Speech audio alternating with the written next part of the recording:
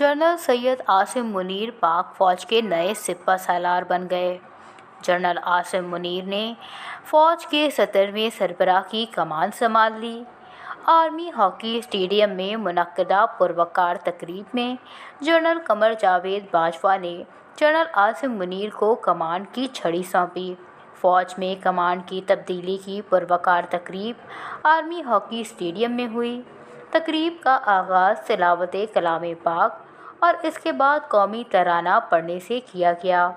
تقریب میں سبکدوش ہونے والے army chief general Qamar Javed Bajwa نے جنرل عاصم منیر کو کمان کی چھڑی سونپی، جس کے بعد وہ پاک فوج کے سربراہ بن گئے۔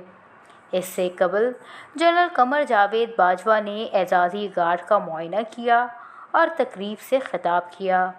تقریب میں فوج کے بینڈ نے ملی نغموں اور علاقائی نغموں پر خوبصورت دھنیں پیش کیں۔ آرمی کالجز کے ڈرمز نے بھی فن کا مظاہرہ پیش کیا۔ تقریب کے آغاز میں سبکدوش army chief general Qamar Javed Bajwa اور جنرل عاصم منیر نے یادگار شہدا پر حاضری دی، پھول چڑھائے اور فاتحہ خوانی کی۔